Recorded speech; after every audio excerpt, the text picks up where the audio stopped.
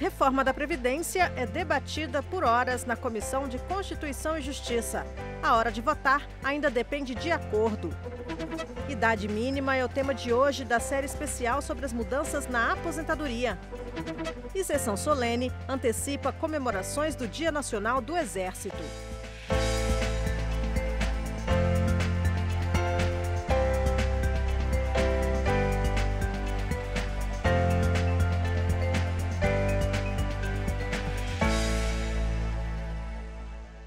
Existe uma perspectiva real e quase imediata de insustentabilidade da Previdência. Apresentam dados fraudulentos para dizer que existe um déficit, um rombo que precisa ser sanado a qualquer custo. Discussão é assim mesmo. Todo e cada deputado pode falar. Muitos dos direitos que são defendidos por aqueles que falam que estão ao lado dos mais pobres, na verdade, são privilégios para os mais ricos. Não tem outra saída e por isso nós queremos votar o quanto antes a reforma da Previdência. Retirar 1 trilhão em 10 anos da atividade econômica, ter menos aposentados e termos um valor menor dos benefícios só pode produzir um resultado. É o crescimento negativo que tem produzido um desemprego em massa. Esse é o momento em que um deputado tenta convencer o outro deputado. E mais, fala para você, cidadão e eleitor. Justamente por isso, a lista é longa. Estão inscritos 127 deputados. Na teoria, o suficiente para estender a sessão por mais de 21 horas. Na prática, é possível criar atalhos. Vou fazer apelo para que a gente consiga avançar até tarde, a madrugada, se for possível, encerrar a discussão para que amanhã de manhã, mais tardar, possa votar o texto. Se todos colaborarem, é possível sim. A oposição cobra o cumprimento de um acordo para seguir com a discussão só até às 10 da noite. Nós vamos exigir o cumprimento do acordo. Evidentemente que isso não vai dar certo. Nós vamos, neste caso, apresentar o maior kit de obstrução da história desta Câmara. Mas por que isso é tão importante? É simples, porque se a discussão parar às 10 da noite, a gente ainda pode ter deputados inscritos que não conseguiram falar nessa reunião. Ou seja, a próxima reunião pode ser iniciada ainda com deputados inscritos, o que jogaria a votação lá para frente. Se a discussão for encerrada agora, a votação pode ser feita na sequência. Reforma da Previdência também foi tema de seminário hoje aqui na Câmara. O seminário na Comissão do Trabalho discutiu modelos de previdência social. O secretário Rogério Marinho defendeu o modelo de capitalização, em que cada um tem sua conta individual. O ex-ministro do Trabalho, Miguel Rosseto, disse que os mais pobres serão prejudicados e avaliou que a transição para a capitalização custará caro demais. A experiência da Argentina, a experiência da Polônia, a experiência da Hungria, a experiência de vários países, foi que sempre nessas experiências o déficit fiscal produzido por essa transição de um modelo de repartição para o modelo de capitalização foi superior ao previsto. Portanto, o Brasil não precisa disso. Nós não precisamos dessa aventura que não deu certo. O secretário da Previdência respondeu às críticas. O custo de transição é suportado majoritariamente pelo que nós chamamos de nocional. O que é nocional, gente? É mais próximo do modelo da Suécia, da Noruega, da Itália, do Canadá, que permite que o cidadão que vai ingressar no sistema continue a contribuir para o sistema que permanece, que é o modelo de repartição, e mantenha uma conta gráfica junto ao governo. Essa conta gráfica é como se fosse uma caderneta de poupança, em que, ao longo do tempo, o cidadão vai verificar qual é o recurso que ele tem com as indexações e correções definidas de comum acordo com o próprio governo e os mecanismos que o mercado vai regular. A maioria dos presentes criticou a proposta de reforma e defendeu que o modelo de repartição deve ser mantido. A Previdência no Brasil funciona como um programa de distribuição de renda. E a distribuição de renda é bom. O peão de obra se aposenta 10 anos depois do que o engenheiro de obra. A realidade é essa. É essa instituição, é essa situação que vocês querem que permaneça.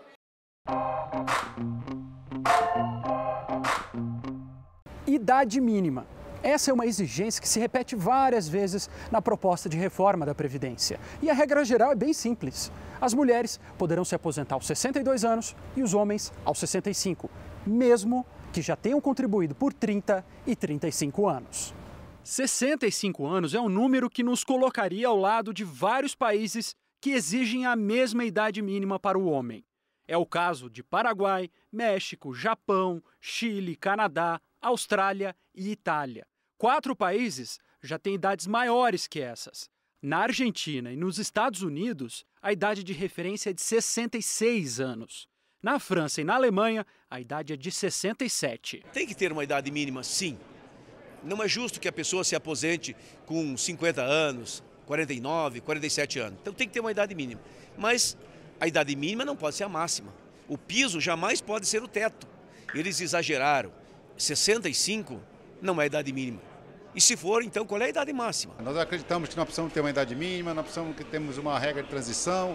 O nosso grande questionamento sempre fica em cima dessa qual idade mínima. Né? Qual seria este número ideal para o povo brasileiro? Eu defendo uma idade mínima menor e um escalonamento, uma regra de transição em que você vá, conforme a idade média do brasileiro for crescendo, você vai crescendo também. Criar uma idade mínima não é uma ideia nova. Para os servidores públicos, por exemplo, ela já existe. Para os trabalhadores do regime geral, ela quase existiu. Lá em 1998, essa proposta foi debatida, entrou em votação e só não foi aprovada por causa de um voto. Essa discussão é complexa também porque envolve 2 grupos. Um deles, uma minoria que ganha mais e já se aposenta mais cedo.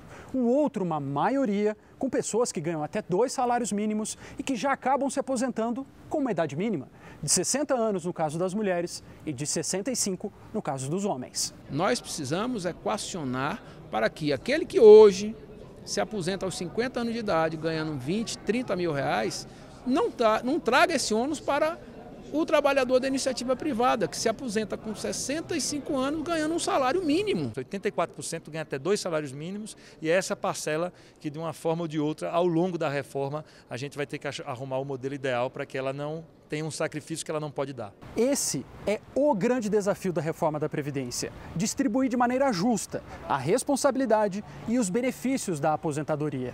O Congresso está aí justamente para isso, para, com um debate público, construir uma solução pelo voto da maioria.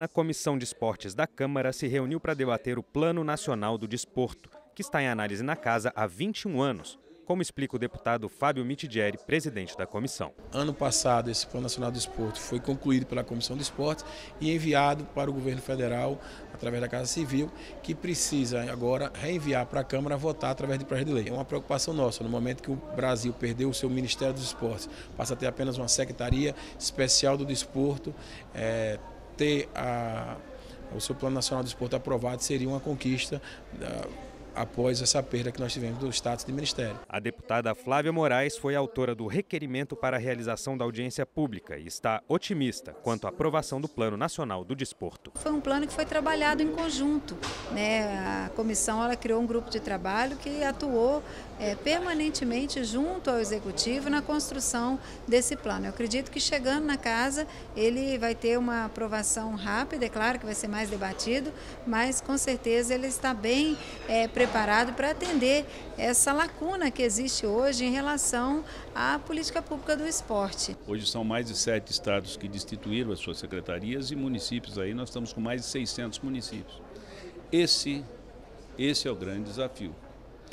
Porque, infelizmente, 30% dos municípios brasileiros sequer têm orçamento. Então, nós estamos falando que 2.000 municípios desse país não têm orçamento ao esporte. Do restante, demonstrado nas 3 últimas grandes conferências nacionais, nós temos 95% dos municípios com menos de 0,5%. Nós temos gestores que são gestores apenas das folhas de pagamento. O que nós temos que buscar é uma forma de custeio.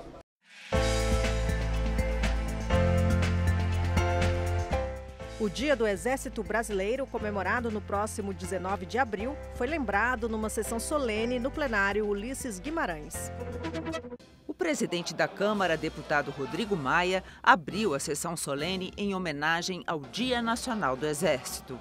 Aliando-se com os anseios sociais e conservando as suas raízes populares, o Exército mantém a tradição de incorporar às suas fileiras, sem distinção, brasileiros das mais diversas camadas sociais, origens étnicas e crenças religiosas.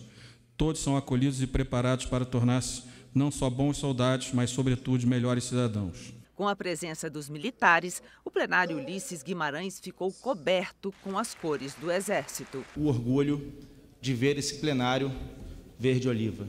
Oficiais de diversas patentes participaram da homenagem e lembraram o legado de Duque de Caxias. Nobre é o Exército, que tem Caxias como patrono. E feliz é o Exército, que se sente integrado, querido e respeitado pelo seu país. A data em que se comemora o Dia Nacional do Exército é marcada pela primeira luta dos povos do Brasil contra a dominação holandesa, em 1648, nos Montes Guararapes, em Pernambuco. Naquele 19 de abril, índios, brancos, mestiços, negros, todos se uniram e lutaram contra o invasor. A vitória consolidou o Exército Brasileiro, contribuiu para a unidade nacional, a pacificação e a manutenção da integridade do território do país. Como, digamos, Constituição do Estado brasileiro, o Exército, ele detém a história de enfrentamentos,